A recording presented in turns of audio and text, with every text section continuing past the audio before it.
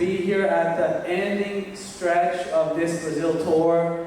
It's been really a privilege to have you guys follow our content online. We've been to Brasília, the capital of Brazil. We got to hang out with a bunch of really cool young Seventh-day Adventist people. Then I took a stroll in Bahia. We also went to Belo Horizonte and saw a little bit of the artwork for Artificial Hearts. And now we got to end our journey on the home stretch here in Pará. We did some really great recordings with James Standish and David Little at the Union headquarters of the North Brazil Union. And now I'm really proud to conclude our journey with these really two esteemed gentlemen, Nicholas P. Miller, all the way from Washington, D.C., and Alexis de La Ferrier, all the way from London, England. And I wanted to begin asking them, how has the experience been in Brazil? I know it's been really intense. We've had a really energizing weekend here at the Adventist University of the Amazon. Very inspiring. I personally was very inspired by all the talks that we had. We got to go to the G20 and also dialogue with some of the key leaders and advocates of religious freedom who are going to present a document to the G20, the organization of the 20 countries in the UN. So how has your experience here been in Brazil? Seeing the country, the food, and also these events that we participated in discussing religious freedom. Yes, it's been great to be here. It's really been a whirlwind. We, of course, started with the pre-meetings to the G20 this week, and it was a very eclectic gathering of scholars from Europe, from America, from Brazil, meeting with scholars here and indigenous representatives, both of indigenous peoples as well as Afro-Brazilian people groups and religions. And I have to say that the dialogue we had was truly eye-opening and profound. I've been to lots of scholarly meetings before, but I think this was one of the first times that we've had scholars meet with people on the ground who are actually experiencing discrimination and persecution in rather dramatic ways. Go ahead. Well, just to hear firsthand their stories brought to life the importance of the principles that we were discussing. I mean, it's just been such a rich few days for me, and for me it's been kind of displacing, or it's been a discovery in two ways. One, the discovering Brazil, how diverse, how immense, how rich, how full, how it kind of takes you by all the senses. But also discovering the Adventist world. So, I mean, I've known Nick for a few years now, and it's always been a pleasure to see him, to speak with him, exchange with him. And I know a bit of the Adventist tradition through Nick, but to spend a couple days here at this campus, to share in Vespers here and Sabbath here, has been really a discovery for me, so it's been fantastic.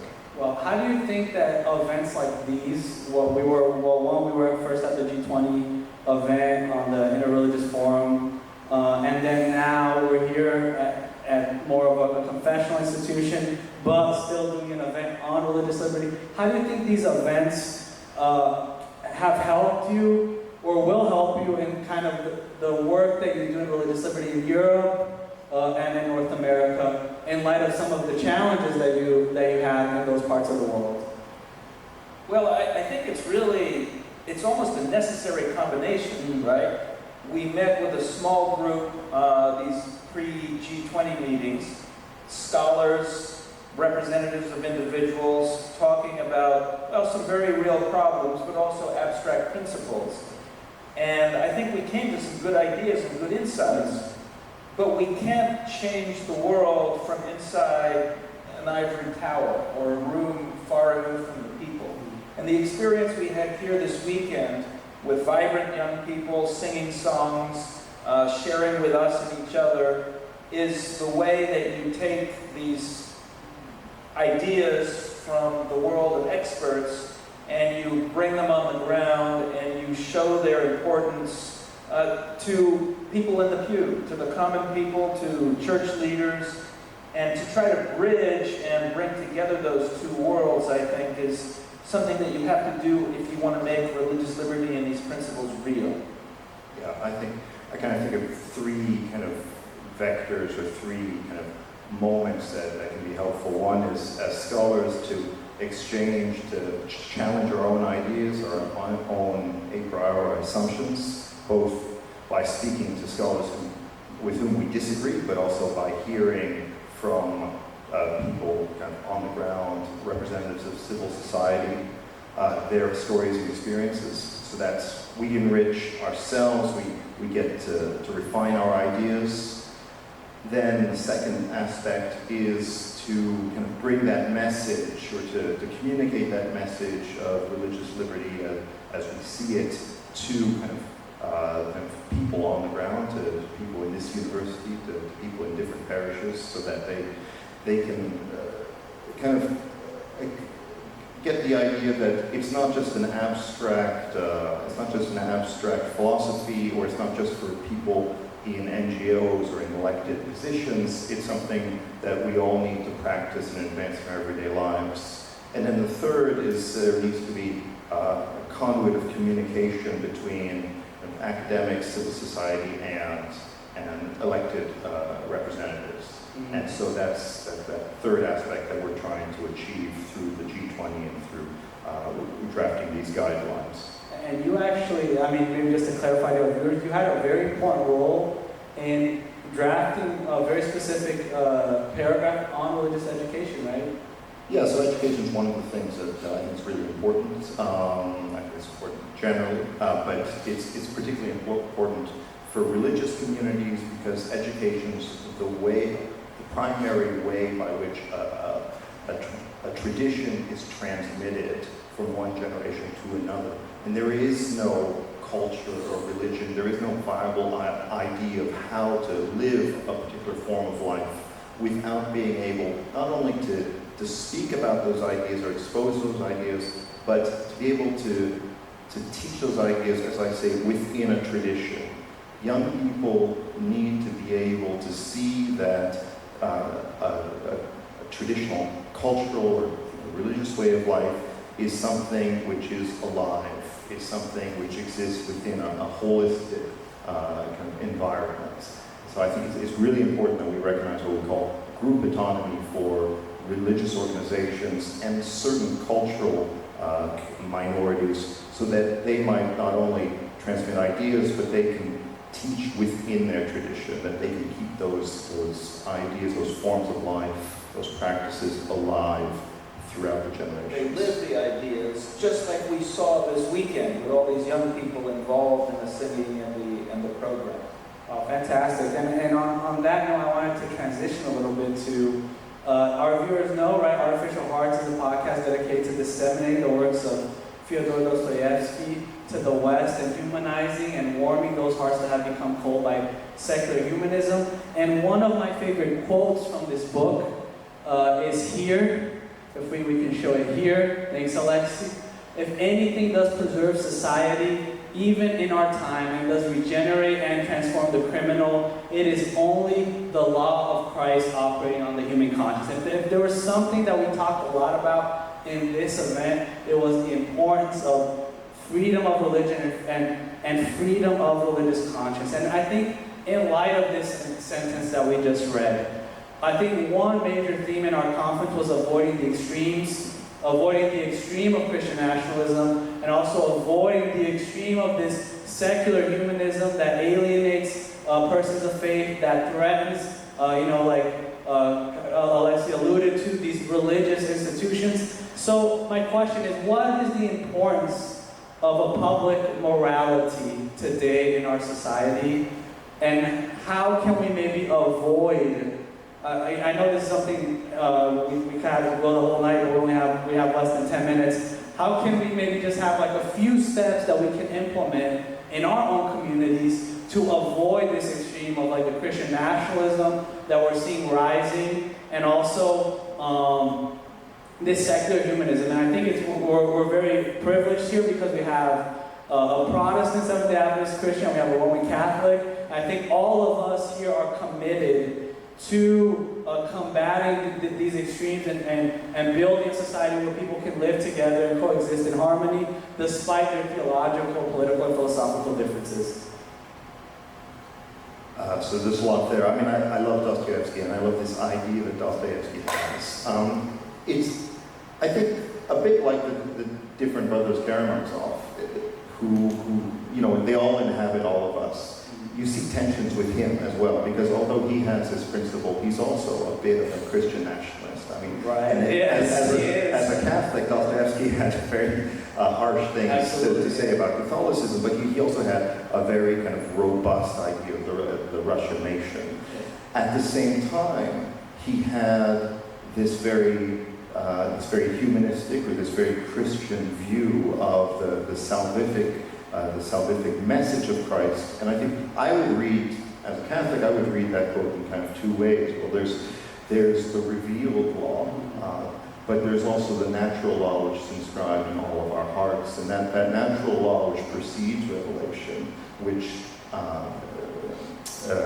John Henry Newman kind of he describes in terms of conscience, allows us to recognize the humanity and brotherhood that we share in people beyond our own confessional limits. And I think that's also something that we need to keep in mind when we're interacting with people with whom we disagree, but also when we see that their rights or their life flourishing is being limited, that we share something fundamental with them, and that we have duties towards them. I think that's well stated. I mean, the Brothers Karamazov is the book where the vignette with the Grand Inquisitor happens, isn't it? And I do think it's the story of Christ himself coming to Russia and being pulled before the Grand Inquisitor of the Church. Spain. Oh, the story is told in Spain by the Russian author. And Christ is proffering freedom, but the Grand Inquisitor is arguing that people don't really want freedom. They want security and they want safety. And that ultimately the Grand Inquisitor, he recognizes who Christ is, but thinks his gift of freedom is too dangerous, and marks him off for removal, if you will. And so I think in the end that Dostoevsky sees ultimately the problems with Christian nationalism and the use of force in matters of religion, and that as long as we live in a sinful, fallen human world, people will be fearful enough to use force to stamp out true religion and religious belief and religious freedom. So the law of Christ is something that, especially in its revealed state, has to be accepted by the criminal for it to make a change in the criminal's life. You can enforce a certain kind of outward morality, but you cannot enforce an inward spirituality. And I think that's the difference between the Christian nationalism, which is seeking to enforce an inward spirituality, versus a healthy concern for civil morality that can bring peace and safety to a society, but not righteousness. Yeah, I mean, about the Grand Inquisitor, and the way you describe it is absolutely correct. And I think one of the ways of understanding the mistake that the Inquisitor makes is that he starts with an imposition of a morality on the other, or he starts by being worried with political or structural questions, rather than being concerned with his first-person obligations or his first-person ethic, or do I imitate Christ? And I think that's actually, I see that as being indicative of a lot of our problems here today, from different areas of the political spectrum. That we're very focused on what should you do, how should the structures change. Well, yes, those are relevant, but I think we can only have an authentic, ethical kind of substantively Christian answers to those questions if we first ask, what should I do? How do I follow Christ? How do I imitate Christ? We have changed hearts, or artificial hearts, maybe, from God. Excellent. Well, amazing. And before we go to the last question, I had the privilege of meeting Alexi at this conference. Really cool guy. I have a good relationship with Dr. Miller. I want to just thank you for the opportunity to be here to participate in this event. And Alexi actually has a very interesting relationship with the Brothers Karamazov. I don't know if he would be okay like sharing a little bit of the story of his name and his connection to the Brothers Karamazov.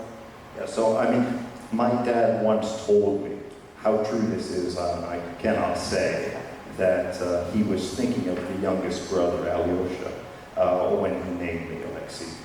Who's on this mug, right? And a little merchandise. Faith does not, and the real is free from the miracle, but the miracle from faith. So, and I think you really live up to this character. I think you're a servant of religious freedom, and we're really grateful for you embodying these principles of love, of freedom, and Christ-like love in our society. And may you continue to be an Alyosha in society as an academic and also as a Christian in your community. And to wrap up these final 3 minutes that we have, what is one issue in religious liberty or church-state relations that we're not talking about, but that we should be talking about? Well, that's a very good question. I suppose I spend a lot of my time in the United States talking about issues of sexuality and gender.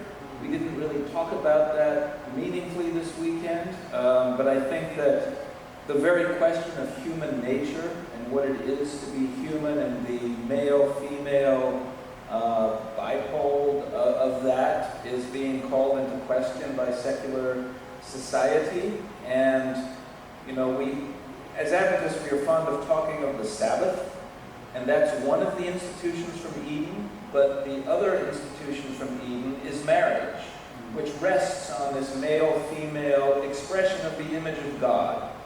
And I do think that we should be spending as much time and effort on that question as we do on the Sabbath, because in some ways, male-female and marriage is more fundamental to both humanity and society than Sabbath has been.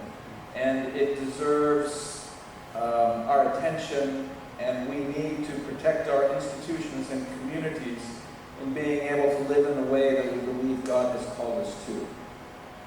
I suppose I'd answer the question a bit indirectly. I would say that the challenge is we don't speak kind of in the ether, in the abstract. We're all speaking within particular groups or communities. So I think it's, wherever we're inscribed socially, whatever groups we're part of, the question is, what are we not speaking about in those places? Because, sexuality is something which is very much spoken about in certain places by certain people.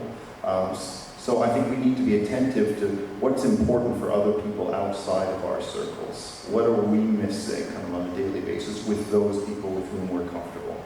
And that's true for me personally, and that's true for others with whom I might disagree or who don't share my circle. Thank you so much, gentlemen. It's been a pleasure speaking with you here on the podcast. It's been a pleasure also getting to know you more through these meetings and these conferences. And I just want to encourage you, if you're watching us, if you enjoy our content, if you want to see content like you saw from these two amazing gentlemen, please don't forget to like our social media platform. Please don't forget to like us on Instagram, TikTok, YouTube, Rumble, and please support this message. Like I said, Artificial Hearts, we want to reanimate the West with the timeless truths of Christianity, and by disseminating these valuable, precious truths of freedom and of religious liberty and freedom of conscience. Thank you so much for tuning in. Bye-bye for now, and I will see you all back in the U.S.